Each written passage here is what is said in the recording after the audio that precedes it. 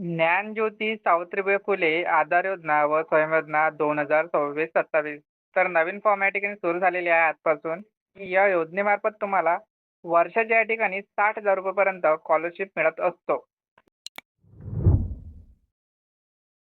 तर हे नवीन अपडेट आहे. हे तुम्हाला पूर्ण डिटेलमध्ये मी तुम्हाला समजावून सांगतो. नवीन अपडेटनुसार तुमच्या योजनामध्ये बदल कसा झाला आहे, न्यू विद्यार्थी असो की रिन्युअल विद्यार्थी असो, त्यांनी हा व्हिडिओ आवर्जून बघा.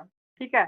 त्यामध्ये बघा, जे विद्यार्थी ओबीसी, एसबीसी विद्यार्थी आहे, त्यांना या ठिकाणी ज्ञानज्योती सावित्रीबाई फुले आधार योजना मिळणार आहे. आणि जे विद्यार्थी या ठिकाणी व्हीजेएनटी कॅटेगरीचे विद्यार्थी असेल, म्हणजे धनगर कॅटेगरीचे विद्यार्थी असेल, त्यांना या ठिकाणी स्वयं योजना मिळणार आहे. या ठिकाणी तुम्हाला 60,000 रुपये मिळत असते वर्षाचे. ठीक आहे. आता नवीन अपडेट काय आलं ते बघा. या ठिकाणी म्हणतात, सन 2025-26 या शैक्षणिक वर्षासाठी व्हीजेएनटी, ओबीसी, एसबीसी विभागामार्फत वसतिगृह प्रवेश अर्ज मंजूर झालेले आणि सध्या वसतिगृहात वास्तव्य असलेल्या विद्यार्थी सन 2026-27 साठी वसतिगृह प्रवेश नूतनीकरण रिन्युअल अर्ज भरू शकतात. या ठिकाणी कुठल्या विद्यार्थ्याचा विचार करताय? त्या विद्यार्थ्यांचा या ठिकाणी वसतिगृहामध्ये नंबर लागलेला होता. सध्या ते या ठिकाणी वसतिगृहामध्ये आहे. त्या विद्यार्थ्यांसाठी या ठिकाणी रिन्युअल ॲप्लिकेशनचे वसतिगृहाचे फॉर्म सुरू झाले आहे. कोणत्या वेबसाईटवर फॉर्म भरायचा आहे मी तुम्हाला नंतर सांगतो. ठीक आहे. सन 2025-26 मध्ये न्यू ॲप्लिकंट म्हणून अर्ज करून प्रवेश मंजूर पूर्ववत झालेल्या विद्यार्थ्यांनी सन 2026-27 साठी फक्त एक्झिस्टिंग स्टुडंट म्हणूनच अर्ज करावा. संबंधित विद्यार्थ्यांना एस-एम-एस व ईमेलद्वारे सूचना पाठवण्यात आल्या आहे. आता खूप साऱ्या विद्यार्थ्यांना या ठिकाणी मेसेज आले आहे त्यांच्या जीमेलवर किंवा त्यांच्या टेक्स्ट मेसेजवर. त्या विद्यार्थ्यांना हॉस्टेल एक्झिस्टिंग म्हणून असा मेसेज आला असेल. त्यांना वसतिगृह रिन्युअलचा या ठिकाणी फॉर्म भरायचा, म्हणजे एक्झिस्टिंग स्टुडंट म्हणून या ठिकाणी फॉर्म भरायचा आहे. जरी तुम्ही या ठिकाणी आधार योजनेचा फॉर्म भरला असेल किंवा स्वयं योजनेचा फॉर्म भरला असेल, तुम्हाला पैसे मिळाले असेल किंवा नाही मिळाले असेल, जर तुम्हाला मेसेज आला असेल तरच तुम्हाला या ठिकाणी वसतिगृहासाठी फॉर्म भरायचा आहे रिन्युअल म्हणून. ज्या विद्यार्थ्यांना या ठिकाणी ओल्ड विद्यार्थी असेल आणि त्यांना मेसेज नसेल आला, तर त्यांनी काय करायचं, आपल्या समाज कल्याण ऑफिसला जायचं आहे. तर आपल्या सरांना सांगायचं आहे की आम्हाला मेसेज आला नाही, तर आम्ही वसतिगृहासाठी फॉर्म भरू की नाही भरू, की डायरेक्ट या ठिकाणी आम्हाला रिन्युअलसाठी आधार योजना किंवा संवेदनासाठी फॉर्म भरावा लागणार आहे. तर असं त्यांना विचारून घ्या. ते ज्या पद्धतीने तुम्हाला सांगतील, गाईड करतील, तशा पद्धतीने तुम्हाला या ठिकाणी फॉर्म भरायचा आहे. आपल्या मर्जीनं काहीच करू नका. जेणेकरून तुम्हाला योजना ही लवकरात लवकर मिळाली पाहिजे, अशा पद्धतीने तुम्ही काम करा. ठीक आहे. सन 2026-27 साठी न्यू ॲप्लिकंट म्हणून अर्ज करण्यासाठी पोर्टल आज दुपारी 2 वाजल्यानंतर सुरू करण्यात येईल. म्हणजे ज्या विद्यार्थ्यांनी या ठिकाणी संवेदना आणि आधार योजनेचा फॉर्म भरायचा आहे, त्यांच्यासाठी आजपासून वेबसाईट सुरू झाली आहे. ती वेबसाईट कुठली आहे नंतर मी तुम्हाला सांगतो समजून. ठीक आहे. त्यानंतर तुम्हाला म्हटलं आहे की न्यू ॲप्लिकंट म्हणून अर्ज करण्यास पात्र विद्यार्थी, जे विद्यार्थी सन 2026-27 मध्ये प्रथमच अर्ज करीत आहे, ज्या विद्यार्थ्यांना सन 2025-26 मध्ये अभ्यासक्रम पूर्ण झाला असून त्यांनी पुढील अभ्यासक्रमासाठी नव्याने प्रवेश घेतला आहे. म्हणजे याचा अर्थ असा आहे की जे विद्यार्थी या ठिकाणी न्यू विद्यार्थी असेल, म्हणजे त्यांच्या या ठिकाणी फर्स्ट इयरमध्ये ॲडमिशन झाली असतील, ते विद्यार्थी या ठिकाणी स्वयंयोजना आणि आधार योजनेसाठी अप्लाय करू शकतो. कशा पद्धतीने तुम्हाला अप्लाय करायचं आहे तुम्हाला नंतर सांगतो सोमवार. ठीक आहे. त्यानंतर 2026-27 साठी नवीन प्रवेशित विद्यार्थ्यांसाठी स्वयं व आधार योजनेचे अर्ज भरण्याची सुविधा उद्या दुपारी 1 वाजेपर्यंत सुरू करण्यात येईल.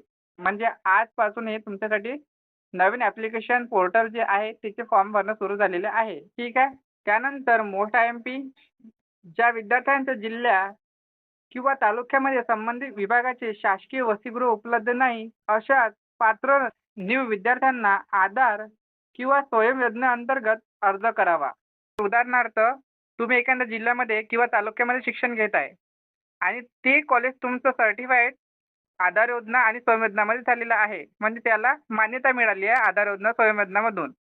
तर तुम्हाला त्या ठिकाणी अप्लाय करताना जर तुमच्या जिल्ह्यात किंवा तालुक्यात शासकीय वसतिगृह असेल, तर तुम्हाला डायरेक्ट या ठिकाणी वसतिगृहासाठी फॉर्म भरायचा आहे. आणि जर तुमच्या जिल्ह्यात किंवा तालुक्यात शासकीय वसतिगृह नसेल, तेव्हाच तुम्हाला डायरेक्ट आधार योजनेसाठी या ठिकाणी अप्लाय करता येणार आहे. सपोज तुम्ही या ठिकाणी नागपूर शहरामध्ये राहत आहे आणि नागपूरमध्ये खूप सारे शासकीय वसतिगृह आहे.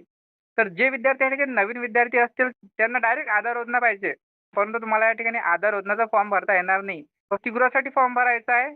वसतिगृहामध्ये जर तुमचा नंबर लागला नाही, तर तोच फॉर्म तुमचा कन्व्हर्ट होऊन आधार योजनामध्ये या ठिकाणी जात असतो. त्या प्रोसेसनुसार तुम्हाला आधार योजना किंवा स्वयंरोजगाराची स्कॉलरशिप हे मिळत असतो. ठीक आहे. नागपूरसाठी ₹60,000 आहे हे तुम्हाला माहीत असलं पाहिजे. आणि एक तुम्हाला महत्त्वाचं सांगून देतो, की जे विद्यार्थी या ठिकाणी सेकंड इयरमध्ये असतील, थर्ड इयरमध्ये असतील, फोर्थ इयरमध्ये असतील किंवा कुठल्या पण इयरला असेल, तर त्या विद्यार्थ्यांना या ठिकाणी ऑनलाईन फॉर्म भरता येणार नाही.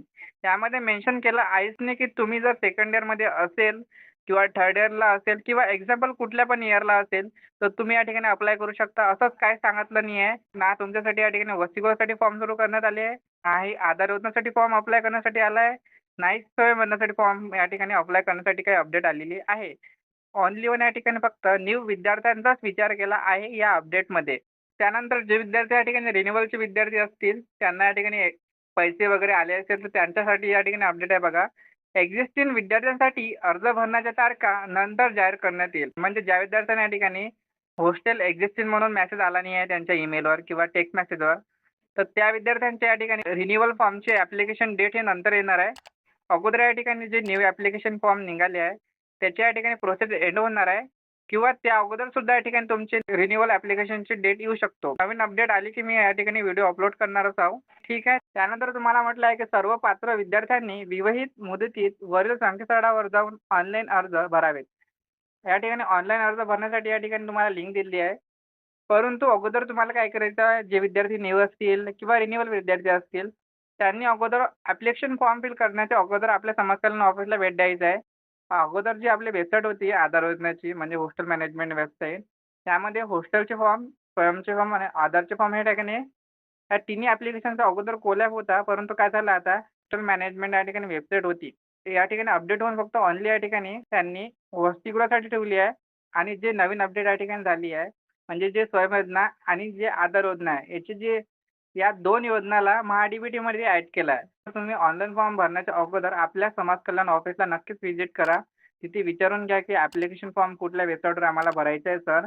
जेणेकरून तुम्हाला या ठिकाणी फॉर्म भरताना अडचण येणार नाही आणि तुमच्या या फॉर्ममध्ये कुठले मिस्टेक किंवा काहीच या ठिकाणी प्रॉब्लेम येणार नाही. आपली डी-बी-टी व्यवस्थित आपल्या बँकमध्ये येऊन जाईल. त्या कारणाने मी तुम्हाला या ठिकाणी सांगत आहे. त्यानंतर या ठिकाणी म्हटलं आहे, की संबंधित जिल्हा किंवा तालुक्यामध्ये विभागाचे शासकीय वसतिगृह उपलब्ध असल्यास विद्यार्थ्यांनी वसतिगृह प्रवेशास अर्ज करावा. सर्व विद्यार्थ्यांनी अर्ज करण्यापूर्वी आपली पात्रता व लागू असलेल्या योजनेच्या अटी तपासून अर्ज करावा. आपल्या नोकरी महाराष्ट्र चॅनलवर एवढे मी स्वयं योजना किंवा आधार योजनाचे व्हिडिओ टाकलेले आहेत. तुम्ही ते व्हिडिओ चेक करा. तुमची पात्रता काय लागणार आहे, तुम्हाला योजनेसाठी अटी कुठल्या लागणार आहे, याबद्दल सुद्धा आपल्या चॅनलवर व्हिडिओ टाकलेला आहे. तो व्हिडिओ चेक करा किंवा तुम्हाला संपूर्ण व्हिडिओची लिंक आपल्या डिस्क्रिप्शन बॉक्समध्ये भेटून जाईल. तर ठीक आहे विद्यार्थी मित्रांनो, जर तुमचे आणखी काही प्रश्न असतील या योजनेबद्दल, तर तुम्ही आपल्या कमेंट बॉक्समध्ये मला विचारू शकता. मी तुमच्या कमेंटचा नक्कीच त्या ठिकाणी रिप्लाय देण्याचा प्रयत्न करेन. तर ठीक आहे विद्यार्थी मित्रांनो, जाता-जाता हा व्हिडिओ तुमच्या मित्र सुद्धा शेअर करा, जेणेकरून त्यांना सुद्धा हे नवीन अपडेट मिळून जाईल. तर ठीक आहे विद्यार्थी मित्रांनो, भेटूया नेक्स्ट व्हिडिओमध्ये. जय महाराष्ट्र, जय शिवराय.